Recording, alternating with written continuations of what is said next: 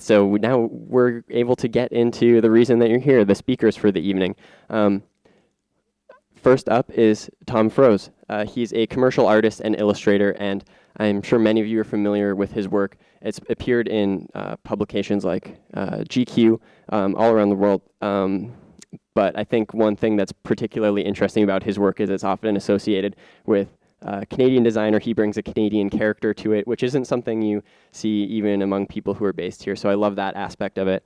And I also love how there is an aspect of type or lettering in Tom's work, even though it's primarily illustration, or he doesn't necessarily always reference that part of the work when he's talking about his work online. So I was really excited about the opportunity to have Tom come here and speak to all of us at Type Brigade about his process.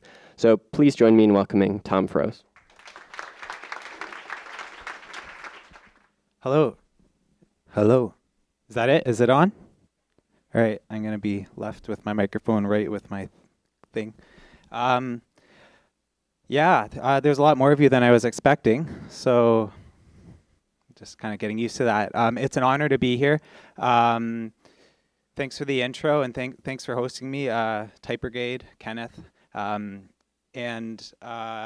You basically stole like the first few slides in what you just said, so maybe some of this will be rehashed now.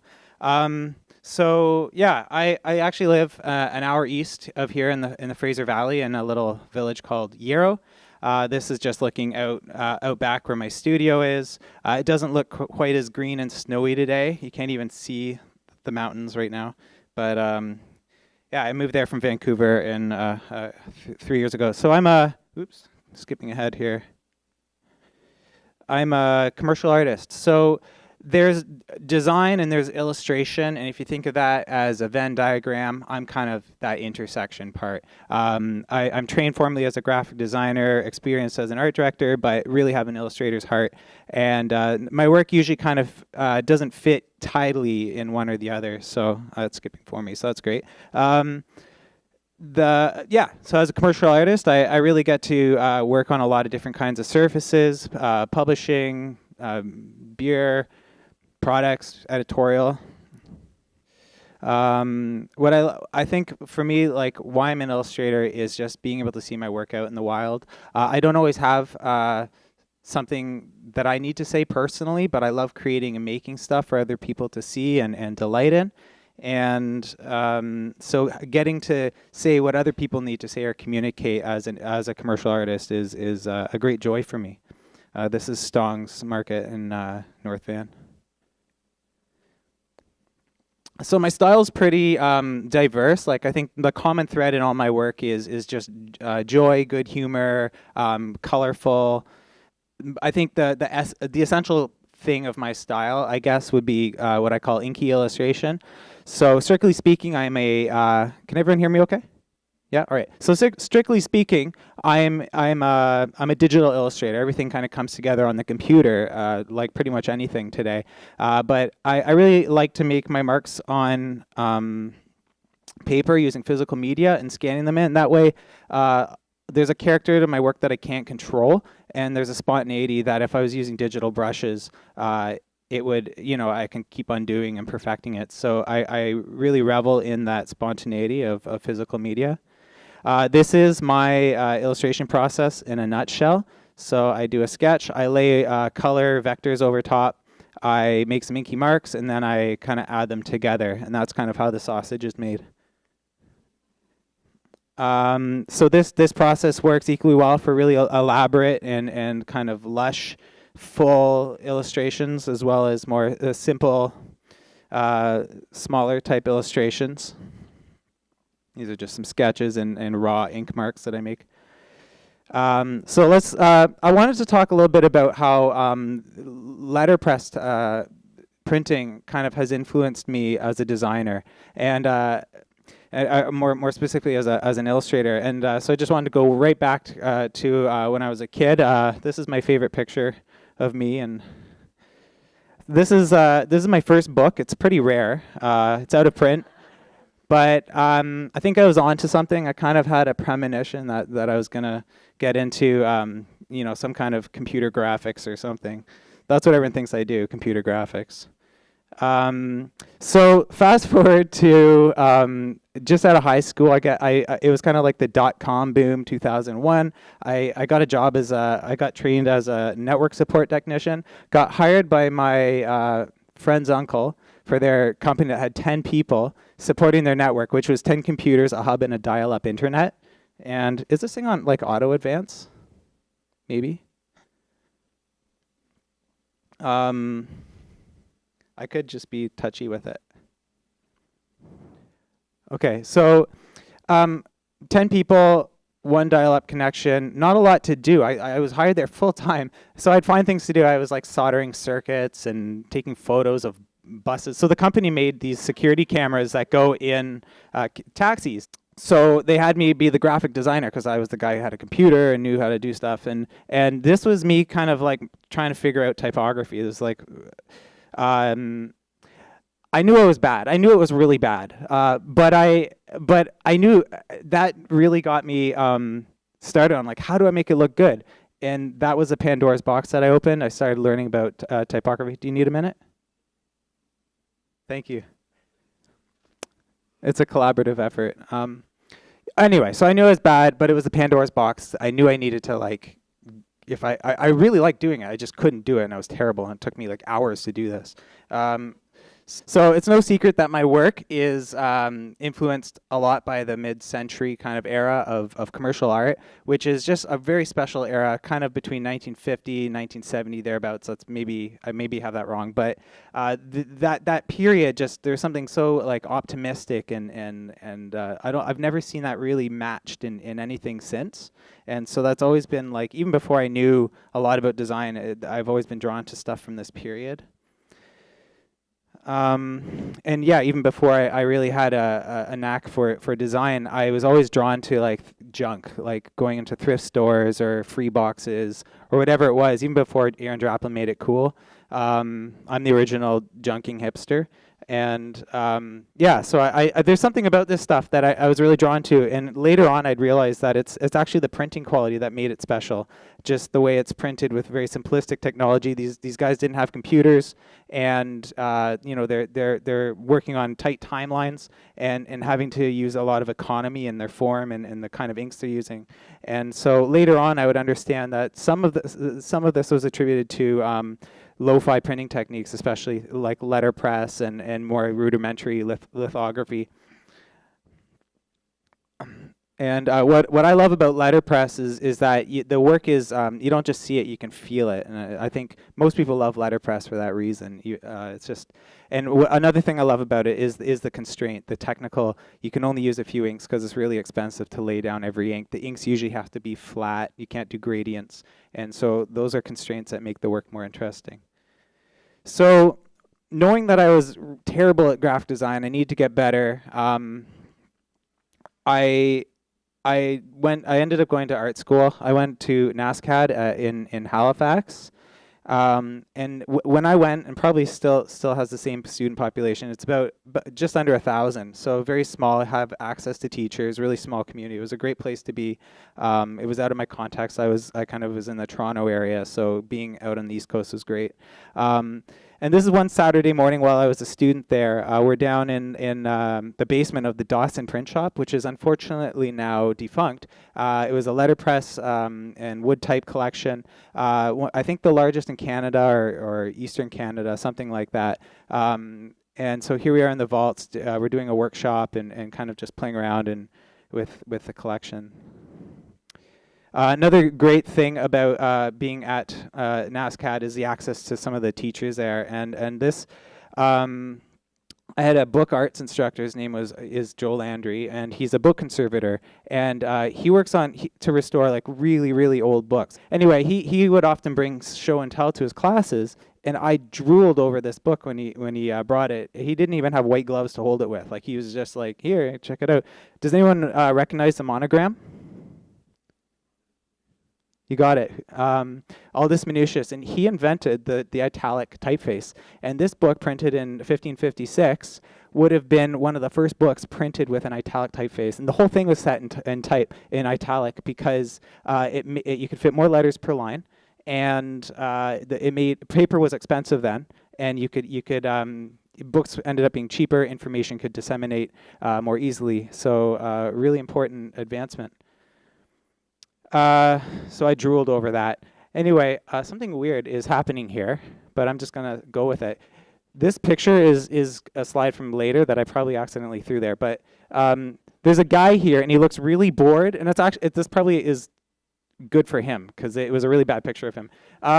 So there's a there's a guy there who looks really unhappy to be there. It was Saturday morning, we were students, and so I don't blame him, but we'll come back to him later. So I was just eating everything up in school, and I ended up being an intern with a gallery there and doing the the graduation catalog for the graduating class. And I really wanted a letterpress cover, but it was pretty cost prohibitive. So I just went into the wood type collection and cobbled together a lockup and then scanned it on a scanner. And so that was a lot of fun. So same year, while I did that, I ended up getting having a type class with it was co-taught by Ray Fenwick and Kate O'Connor, and they were doing really amazing lettering work at the time. I think at the time, like a lot of hand lettering became really popular, like Michael Perry and etc.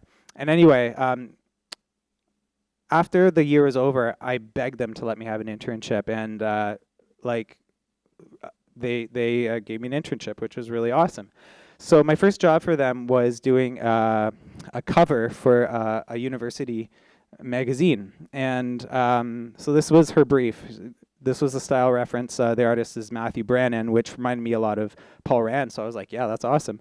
And then that was her kind of art directory rough sketch.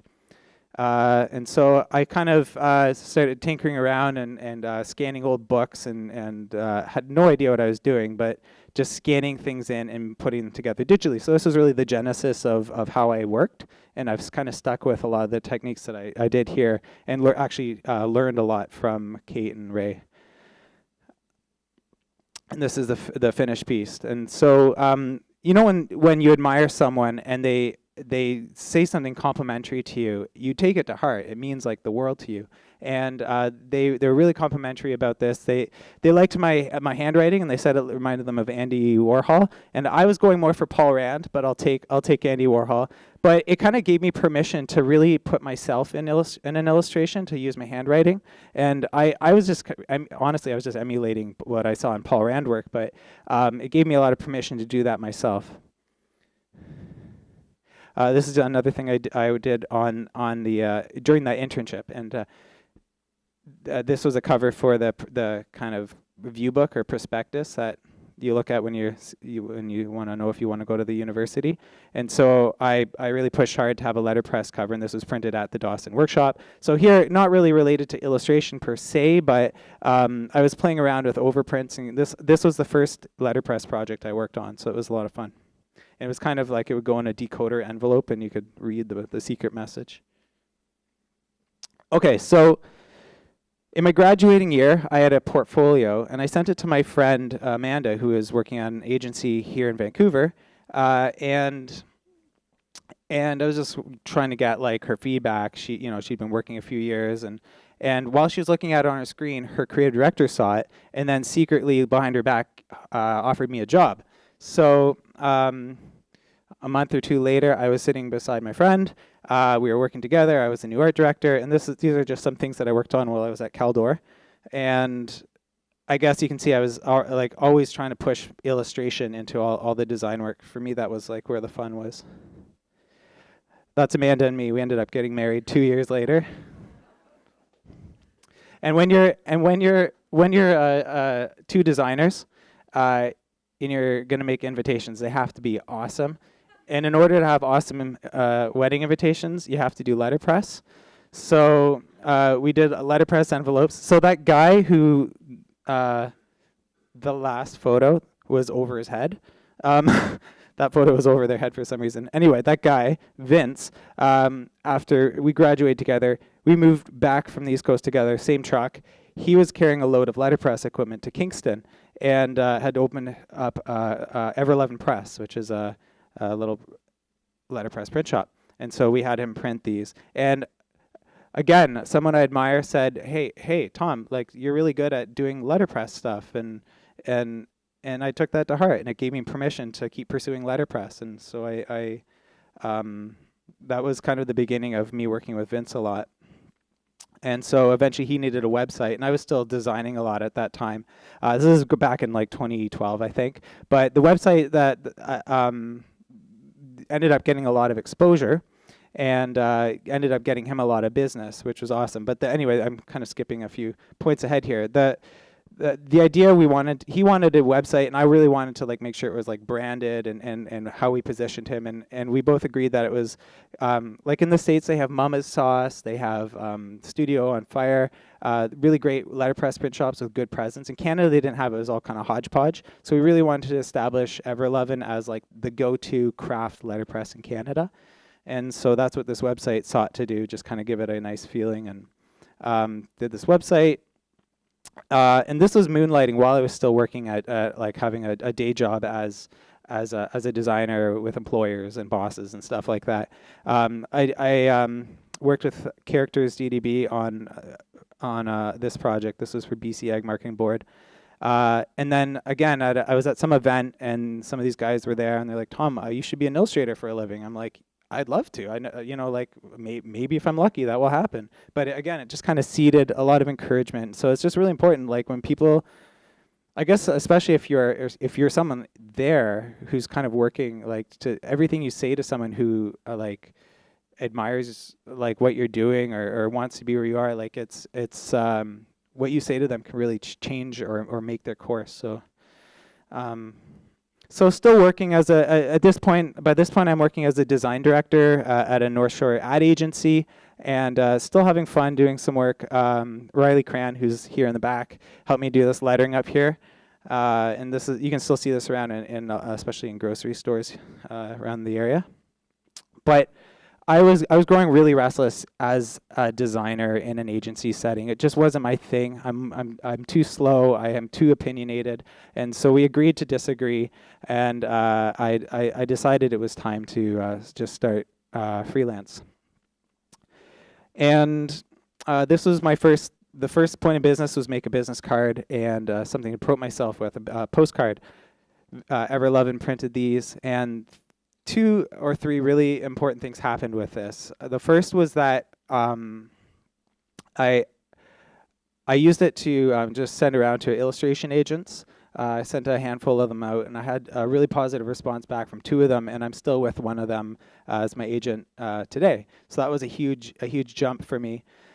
And then the other thing is I ended up getting an award in communication art. So that was my first it was like a big affirmation for just like I'm doing something that I'm good at, and so that was awesome. And then later on, I'll talk a bit about it more.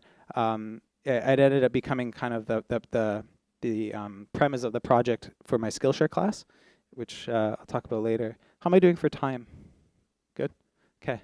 So Vince and I, talked a lot about collaborating. And we agreed that like our collaboration should kind of tap back into the idea of him being the foremost Canadian letterpress printer, and so we wanted to elevate letterpress in Canada and elevate illustration and design in Canada. And so we enlisted 10 of our favorite artists to work on these. These are postcards, and they kind of came in this cool little like matchbook style case. Yeah, so we had a lot of fun doing that. And then that was a fun project. And when it was over, we said, okay, not a lot of people are willing to spend $6 on a postcard, but a lot of people are willing to spend $20 on a print. And it's a lot easier to print when you're not doing duplex printing. And you can sell that, you can collaborate with fewer people and sell them for more. And so it was really a financial decision, but it was also an opportunity to work on a different surface. So we went with this 8x10 format, this time in sort of like a McSweeney's, like a bound volume, and we intended on making multiple editions. So this we had Katie Dockrell, myself, Andrew Kolb, Jeannie Fan, and Ben Weeks. It's just a close-up of one of them.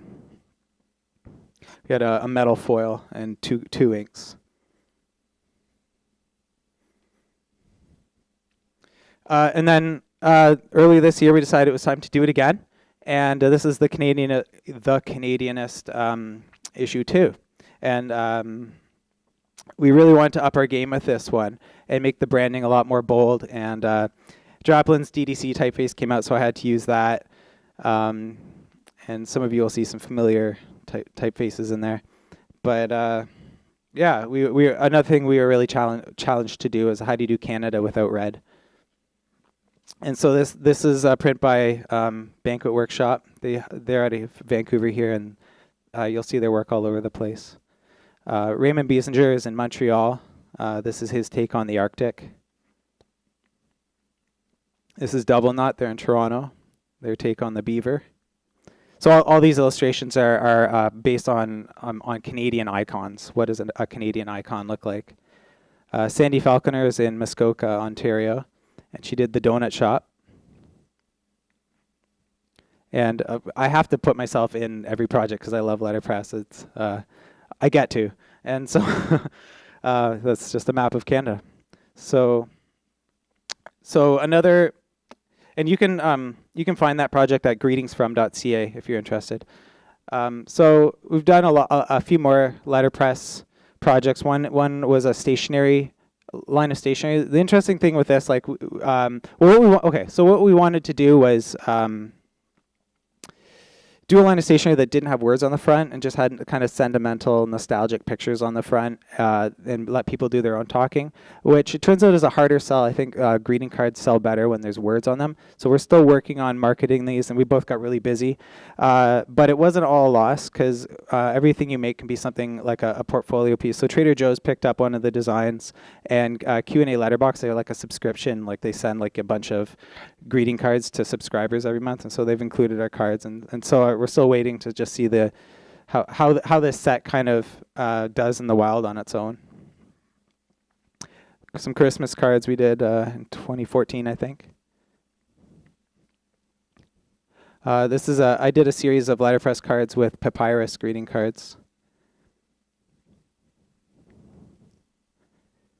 So the original postcard that I did way back when I started was the basis of this project for Skillshare. So Skillshare contacted me in 2015. I was like, it's gonna take too long to do this, and to put together a class, and they really pestered me, and I was like, okay, I'll do it. And it turned out to be an amazing thing, and like one of my favorite things that I've ever done. I have over 6,000 students, and really great student engagement. And the postcard was the idea of this tools of the trade postcard. Turned out to be a great project for people to kind of test my inky illustration techniques on. This is some student work. And so there's this really cool story that happened for me. So as I was researching for this this presentation, I was just kind of looking up some information about the Skillshare class. And one of my students, Kristen Boydston, this is her project for the actual class. She was interviewed on Ball Pit magazine and had developed this beautiful illustration style. And when asked where she was educated as an illustrator, she said the only thing that she took was my class. And I started crying. Like, I was just like this is exactly what you would hope for as a teacher. You give people a skill and they make it their own. So a lot of the projects on Skillshare are like, they look a lot like mine. They're really great. They're really fun. But to see someone kind of take it and own it and do something really original and unique with it really blew my mind. So that was really special. So coming up next is my Inky Maps Skillshare class, which will be coming out somewhere near the end of the month. And I'll be just showing how to use my Inky techniques to make an illustrated map. Pretty straightforward. Yeah. I didn't know how to end this presentation, so there's an illustration. Thank you very much.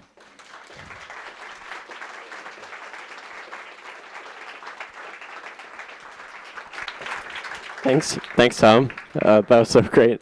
So we have time for a couple of questions for Tom, as long as he's all right with that. Yeah, I'm okay. Sorry. Yeah, forgot about that part.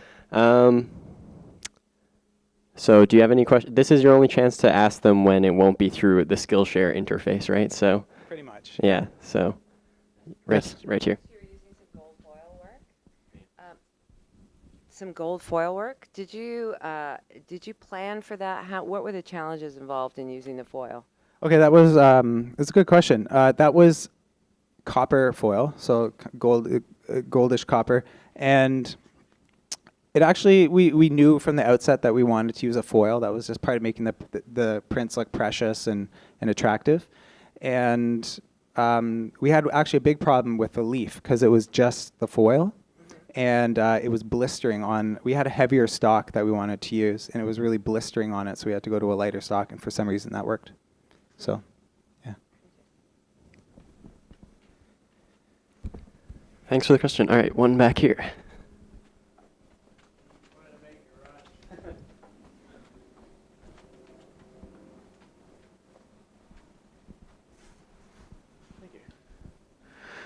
Just out of curiosity, beyond Paul Rand, were there any other mid-century modern illustrators that you've become particularly drawn to over this period of your career? I definitely draw the most from him. Saul Bass is he's very similar in my mind, same kind of approach. Alvin Lustig, Ben Shahn. I love his expressive, his really expressive, thick, simple line work. Miroslav Sasek, I think most of these are up there. Eric Carle kind of influenced me in terms of getting textures and cutting them out and building illustrations out of that. Yeah. Do we have one more? Or speaking of Eric Carle, can you talk about the stuff you're doing with books right now, or that you have a book that you're working on too? Are you able to talk about that at all? Yeah. So I just finished my first kids book. It's not my concept. It was based on it was already written, but my first published as the illustrator credit, and that was with Abrams Appleseed. And I got that job by I spoke at Icon last year, which is an illustration conference, and I just it was like a quick. You had to apply to get to speak for this part of the thing, and I got to, and so the art director from Abrams was there, and yeah, the guy who did the first two books of the series was Jim Datz, if any of you guys are familiar with him. So yeah, it was cool. Really great opportunity. Thank you. I stole that one, so. But it looks like that's okay. So Tom said that he takes a lot of feedback from when people tell him he should keep doing something. So I want to say big thanks to Tom, and let's all give him a big round of applause so he keeps doing more things like this. Thank you very much.